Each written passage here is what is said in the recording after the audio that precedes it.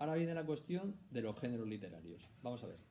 Los géneros literarios, dice la pregunta, haga un mapa conceptual con todos los géneros literarios que conozca, poniendo una obra y un autor representativo de los mismos. Dígame, Pablo.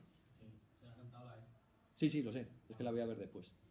Entonces, cogemos los géneros y ahora vamos a los géneros. Bien, ¿qué son los géneros? Los géneros son conjuntos de obras que son similares. ¿De acuerdo? Conjuntos de obras que son similares. Nosotros podemos hacer el símil que hemos hecho de lo del Despacito. ¿De acuerdo? Vale. Nosotros cogemos el Despacito y decimos arte, música. ¿De acuerdo? Pero ¿a qué género musical pertenece Despacito? Hay canciones parecidas a Despacito que forman un conjunto y nosotros decimos esta canción pertenece a este género. Sí. A ver, usted, Teresa, ¿a qué género pertenece? ¿Usted lo sabe? Al reggaetón. Ella ha dicho el reggaetón. ¿Eso es correcto? Yo es que no tengo ni idea. O sea que yo... Sí, ¿no? Vale. Pues entonces nosotros decimos el Despacito pertenece al género del reggaetón. Vale. El género del reggaetón se supone que tiene unos elementos que cuando vimos una canción decimos esto es reggaetón. ¿Vale? ¿Cuáles son esos elementos? ¿Quién puede decir elementos que forman parte del reggaetón? A ver, Pablo. ¿Tiene un ritmo particular? El ritmo que tiene, ¿no? Que yo, claro, como yo no soy profesor de música, yo no les puedo decir qué ritmo es. Pero podríamos decir que es un ritmo americano, ¿no? Latinoamericano, ¿no? O sea, que no es un ritmo que podríamos decir que es chino o japonés. Nosotros identificamos ese ritmo con el Caribe, ¿no? Más o menos. Vale. ¿Qué otro rasgo tiene? Porque ahí estamos hablando de música. A ver. La letra que tiene. La letra. ¿Qué ocurre con la letra? Un poco bruta. Es un poco bruta. ¿Qué quiere decir con eso? Directa. Las palabras que utiliza. Las palabras que utiliza. Vale. Yo es que como solo he oído la del Despacito, no sé. A mí me parece que en ese caso esta canción puede ser que no es directa. Porque yo creo que el Despacito emplea muchas metáforas realmente la letra. Un día si quieren la estudiamos. Pero la letra lo que yo veo es que tiene, que no sé si forma parte del género o no, lo que tiene es muchas alusiones eróticas. Que un niño pequeño, por ejemplo, mi hija, no se da cuenta de lo que está cantando. Pero yo creo que ustedes sí se dan cuenta de lo que se está diciendo en la canción, ¿no? Vale. ¿Eso ocurre en todas las canciones del reggaetón o solo ocurre en el Despacito? En todas. O sea que ese es un carácter, ¿no? El rasgo, digamos, de erotismo es un rasgo que tiene el reggaetón. Vale, más. Entonces, pero yo no diría que es directo. Yo lo que diría es que trata, digamos, una temática que es tabú. Que digamos que abiertamente no se puede tratar en público. Es un poco inmoral, ¿no? ¿No? En ese sentido. Vale. Y todas las del reggaetón son así. Vale. Porque yo sí diría que lo trata de una manera simbólica. Lo que pasa es que nosotros entendemos lo que quieren decir los símbolos. Cuando está diciendo una cosa u otra, nosotros interpretamos. Este quiere decir esto, este quiere decir lo otro. ¿No es así? Vale. Entonces, vale, más rasgos que tenga el reggaetón. A ver, diga otro. ¿Qué hacen bailar? Que hacen bailar, que es música de baile. ¿Son todas de baile? ¿Son para bailar? Sí. ¿Que la finalidad es que bailemos? Vale. Pues ahí tendríamos tres rasgos. Seguramente si seguimos, porque esta no es una clase de música, es una clase de literatura. Un día si eso estudiaremos la letra, como digo, que eso sí es la literatura. Y veremos cuáles son los símbolos, etc. Entonces, lo que nosotros vemos es que efectivamente hay unos rasgos que tiene el género. Vale. Entonces, ¿por qué surgen los géneros? A ver, ¿a quién se le ocurre cómo nace un género y cómo muere? ¿Por qué un género nace? Piensen con un poco de lógica, porque si lo piensan con lógica es fácil de saber por qué. Diga. Porque se vuelve popular. Porque se vuelve popular una muestra. Es decir, un señor hace una canción. Esa canción, por lo que sea, como se dice vulgarmente, pega un pelotazo. Es decir, tiene gran éxito. Y llega otro y dice, oye, yo voy a hacer lo mismo. Porque si eso le está reportando a la persona, el creador recibe una contrapartida por lo que hace. Que puede ser dinero o puede ser el afecto y el reconocimiento de los que están a su alrededor. Que le den una palmadita en el hombro y digan, oye, eso está fenomenal. Hay gente que con eso, así es como se inicia el arte. Cicerón decía, la honra cría las artes. Porque en aquellos tiempos los creadores no recibían dinero. Lo que recibían era el reconocimiento público. Que los demás decían, es un gran artista, igual que el deporte. La gente que iba a las Olimpiadas antiguas no recibían dinero. Ahora sí, un deportista gana muchísimo dinero. Pero esos primitivos deportistas no recibían nada más que el reconocimiento de ser el mejor lanzador de jabalina, el que más corría, el que más saltaba, el mejor luchador, ¿entienden? Vale, entonces recibe algo en contrapartida. Y llega otro y dice, yo quiero recibir lo mismo. Y como este ha tenido éxito, pues yo cojo y hago otra cosa similar. ¿Entienden cómo se genera el género? Y entonces llega un momento en que el género se muere. ¿Cómo se muere el género? Por lo que ha contado Pablo. Porque la gente se acaba hartando. Porque eso ya está tan automatizado que los símbolos dejan de perder sentido y además esa composición, por lo que sea, deja de conectar con la sensibilidad de la gente. Por alguna razón. Porque la sociedad ha evolucionado. O porque hay gente que es que se dice, eso está mal. Porque yo he dicho, ¿a quién no le gusta Despacito? Y han levantado más la mano los que no que los que sí. Eso significa que hay gente que está en contra del género. ¿Se dan cuenta? Porque estaban en contra del Despacito o estaban en contra del reggaetón. Los que han levantado la mano. De la canción. O sea, usted de esa canción en concreto, Ana. Usted, perdón, María, ¿usted está en contra? Sí, Vale, ¿por qué? porque me he hartado ya de escuchar. Porque se ha hartado de escucharla. Vale, pero ¿hay alguien que la letra le parezca mal? Porque yo he oído gente, por ejemplo, en unas fiestas en Baskonia, hubo un pueblo que prohibió la canción. Porque les parecía inmoral. Sí. Yo creo que en realidad, como el ayuntamiento este era defensor de la lengua vasca y no sé qué, no sé cuánto, si no le gustaba lo español, entre comillas, pues dijeron, bueno, aquí nosotros prohibimos esta canción, aunque realmente lo que nos molesta es que la canción se cante en español. Pero se prohibió la canción para las fiestas. Bueno, entonces, os lo intentó el ayuntamiento, búsquenlo en internet, que fue así. Vale, entonces digo, hay gente que considera que son letras machistas. Que el Despacito es una letra machista, que el reggaetón por norma general es machista, entonces hay que estar en contra del género. Yo eso lo he oído decir. ¿Eso es verdad o no? Quiero decir, ¿las letras son machistas o no? Vale. La sociedad española ahora mismo está muy sensibilizada por la ideología feminista. ¿No? ¿Usted cree que no? Muchísimo. ¿Puede repercutir eso en lo que va a ocurrir con el género del reggaetón? Es decir, ¿una feminista puede decir que le gusta el reggaetón?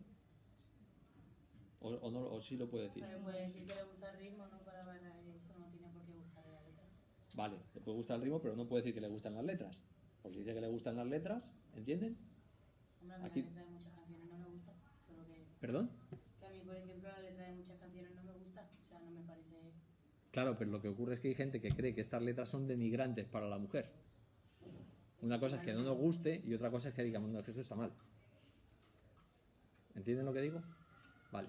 Hay gente que puede que no le guste el género no por razones del contenido, sino por quién apoya ese género.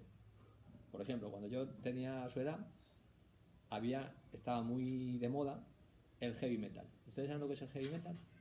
AC/DC, Iron Maiden. ¿Saben de lo que estoy hablando? Vale. Bueno, pues eso se asociaba a la clase trabajadora. ¿Por qué? Porque la mayor parte de los seguidores de esos grupos de música formaban parte de la clase obrera. Entonces, ser seguidor de esos músicos implicaba como una cierta unidad o identidad con esa clase social. Y entonces había gente que no quería o no decía o no se quería asociar, no le gustaba ese género musical porque suponía, yo no quiero ser de estos. ¿Me entiende? Puede que a lo mejor haya música que nosotros oigamos y digamos, no, este género no es el mío. Porque la gente que lo sigue no es el tipo de gente con el que yo me quiero relacionar. ¿Entienden lo que quiero decir? Es decir, que los géneros literarios, los géneros musicales, tienen una vida que es una vida social. ¿Entienden? Surgen porque hay una obra que tiene éxito y los demás la imitan, y mueren porque hay un grupo social, o la mayor parte de la sociedad, o sea, se mantienen mientras hay un grupo social que lo sigue. Cuando ese grupo social deja de sostenerlo, el género desaparece. Y muchas veces desaparece por medio de la parodia. Fíjense el Don Quijote de la Mancha. Ustedes, por ejemplo, de Don Quijote de la Mancha, que es la novela más importante de la historia de la literatura universal, no española, universal, ¿Por qué? Porque Cervantes fue capaz de hacer una obra, que creó por primera vez lo que es una novela moderna. Y es que haya un personaje que sea verdaderamente, evolucione delante de nosotros y no sea un tipo. El Lazarillo de Tormes era un tipo, un pícaro. ¿Entienden? Eso es un tipo. Todos los pícaros son iguales. Don Quijote de la Mancha, ¿qué tipo era? ¿A qué tipo literario correspondía? ¿A qué? ¿Perdón? De caballería. ¿Perdón? De caballería. De caballerías. Era la novela de caballerías. La novela de caballerías era la historia de una persona joven, descendiente de nobles, que iba a buscar aventuras, tenía éxito porque era valiente, guapo, alto, iba a países extraordinarios. De hecho, muchos sitios de América se llaman así porque eran escenarios de las novelas de caballerías. Hay muchos americanos que no saben, por ejemplo, que California era un paisaje de las novelas de caballería, y Arizona y el Amazonas, todo eso salía en las novelas de caballerías. La gente estaba como loca por las novelas de caballerías en el siglo XVI. Es decir, fue un género que tuvo un éxito brutal. La gente, hoy por ejemplo vemos un bar que dice: este bar va a televisar el partido del Real Madrid, no sé qué, no sé cuánto. Si la gente va al bar a ver los partidos o no. Bien, pues eso se hacía antes con las novelas. Había un señor que leía y la gente iba a la venta, se tomaba allí su vino o lo que fuera y estaba escuchando a uno leer una historia. Y las historias que leía eran novelas de caballerías. Vale. Ese género, que se inicia a finales del siglo, prácticamente cuando se descubre América, tiene un montón de éxito. En 1500, 1505, tal. Salen un montón de novelas. Vale. ¿Don Quijote de la Mancha es una novela de caballerías? Sí. Sí, porque es un caballero andante. El tipo de Don Quijote es un caballero andante. Pero ¿qué diferencias tiene con una novela de caballerías? Es un antihéroe. Que es un antihéroe. Porque lo que ocurre con el género es que muchas veces el género muere porque es parodiado. ¿Ustedes han visto parodias del Despacito? Sí. Hay un montón. ¿A que sí? Porque los morancos, por ejemplo. Es decir, que lo que ocurre es que cuando una obra tiene éxito, por un lado vas a tener los imitadores, pero llega un momento determinado en que ese género cae en la parodia. Y muchas veces la parodia acaba siendo el final del género. ¿Vale? El inicio del final del género. Don Quijote de la Mancha es joven, no, es viejo. Don Quijote de la Mancha es guapo, no, es, digamos, tiene un físico pues de un vejete de la época. Vale. ¿Es de origen de alta cuna? No. ¿Consigue triunfos? No. Derrota tras derrota. ¿Se dan cuenta? ¿Va a sitios legendarios y tal y cual? No, está en la Mancha. Por ahí, por el pueblo más perdido que hay por ahí por España. Entonces, Cervantes lo que hace es que toma el género de las novelas de caballerías y lo que hace es que lo ridiculiza. ¿Entienden? Es decir, que lo que hacen los morancos con el Despacito es lo mismo que hizo Cervantes con la novela de caballerías. Pero al hacer eso, Cervantes hizo una cosa muy importante, y es explicar cómo era España en aquellos tiempos.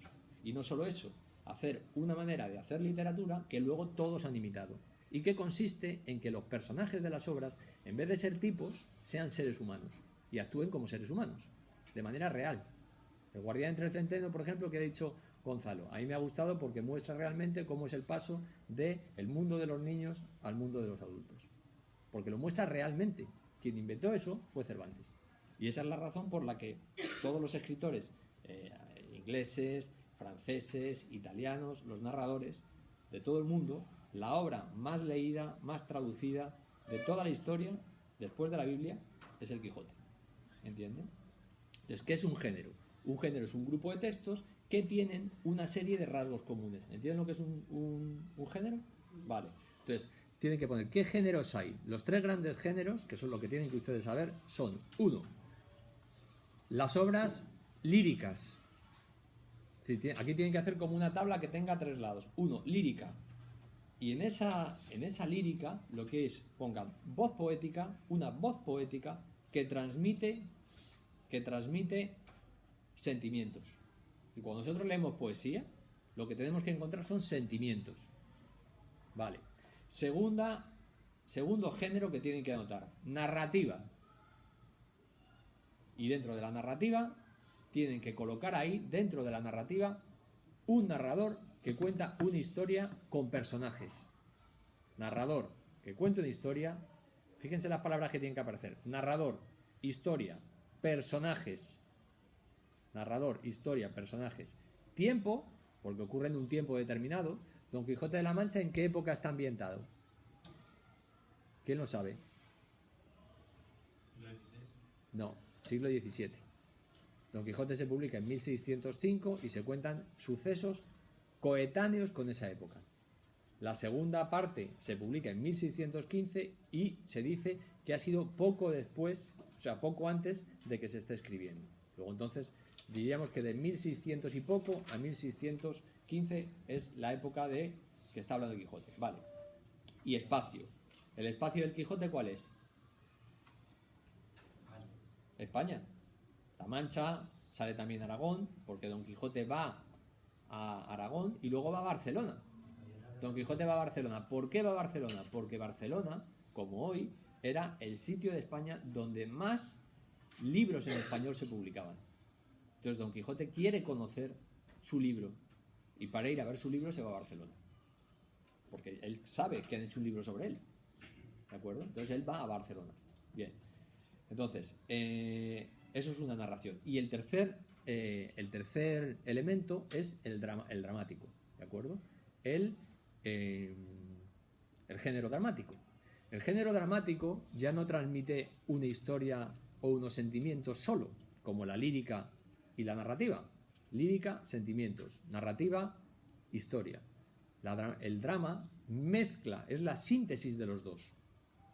De tal manera que el drama es, por ejemplo, Romeo y Julieta, ¿no? Por poner una obra que seguramente conocen. Romeo y Julieta, los personajes de Romeo y Julieta desarrollan una historia en el escenario. Sí, ¿no? ¿Cómo acaba la historia? Muertos los dos. O sea, nosotros sabemos que es una historia de amor, un amor imposible, porque las familias de ellos están en contra, ¿no? Entonces hay una serie de vicisitudes y al final los dos mueren. De una manera trágica, porque es una tragedia. Bien, eso es Romeo y Julieta. Hay una historia. Bien, entonces diríamos, pues es narración. La respuesta es pues no, porque los personajes que hay en Romeo y Julieta expresan sus sentimientos, sí, y de manera constante. Hablan del amor, hablan del miedo, hablan de la venganza, ¿no? El miedo a que se entere la familia, la venganza porque Romeo mata a un familiar de Julieta. Hablan del amor que ellos sienten entre sí. Bien, como se mezclan esos dos elementos, entonces, es decir, el hecho de que los personajes se expresen por sí mismos, no porque un narrador dice, y dijo Romeo, no. Romeo le vemos en la escena y dice sus sentimientos, y Julieta sale autónomamente y dice los suyos. Vale, cuando eso ocurre y se dan las voces de los personajes hablando sin intermediarios, sin que un narrador dice, y dijo, porque eso de que el narrador diga, y dijo entonces Don Quijote, eso es de la narrativa, porque hay un narrador, que es el que va cediendo la voz a los personajes, ¿entienden? Y dijo Don Quijote tal, y dijo y le contestó Sancho Panza tal. Bien, cuando es el personaje de manera autónoma encima de un escenario quien cuenta sus sentimientos, entonces es el género dramático. ¿De acuerdo? Esos son los tres grandes géneros. Y dentro de cada uno de esos géneros va a haber diferentes subgéneros. Por ejemplo, la novela de aprendizaje, a la que ha aludido Gonzalo, El guardián entre el centeno. Es una novela de aprendizaje. Nosotros este año vamos a leer una novela de aprendizaje, que es El árbol de la ciencia de Pío Baroja. Es una novela de aprendizaje. ¿De acuerdo?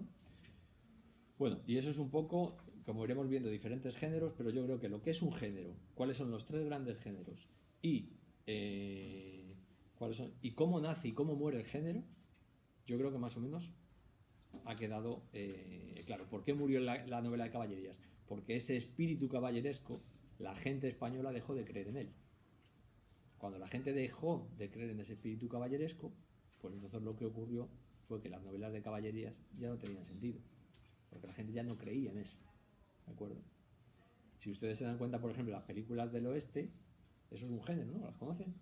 Vale, hay una serie de valores que esas películas defienden, ¿no? Y es que pueden llegar allí los norteamericanos, quitarle los territorios a los indios, ¿no? Defender sus granjas, todos esos valores. Ahora se hacen mucho menos que antes. Hay muchas menos películas de enorgullecerse de ser americano que antes. ¿Por qué? Porque esa sociedad está sufriendo el ser un imperio y que dentro de la propia sociedad norteamericana hay personas que no quieren que su sociedad sea un imperio. Eso nos pasó a nosotros. Entre los propios españoles hubo y hay muchísimas personas que no quieren acordarse del pasado imperial de España. No se quieren acordar. ¿Ustedes saben cuántas veces España derrotó a los británicos en derrotas mucho más fuertes que la Armada Invencible? 5 veces. 5 veces. Si yo les digo que me digan aquí ahora mismo alguno de ellos, de ustedes alguna, seguro que no lo saben. ¿Quién puede saber en qué años derrotó España a los ingleses? Pues la más importante, la de Cartagena de Indias, en 1714, donde Inglaterra intentó conquistar Cartagena de Indias con una flota enorme, y España, con un ejército 5 veces inferior, derrotó a los ingleses. Ningún español lo sabe, o casi ninguno. Pero es que no es que ustedes están acabando la secundaria, pero se van a la universidad, se lo preguntan, o pregúntaselo a su padre, no lo sabe nadie. ¿Por qué? Porque España quiere olvidar eso. Entonces, igual que quiso olvidar eso, Quijote ya no se, o sea, la novela caballería ya no servía. ¿Bien? Bueno, pues así mueren los géneros literarios. Bien,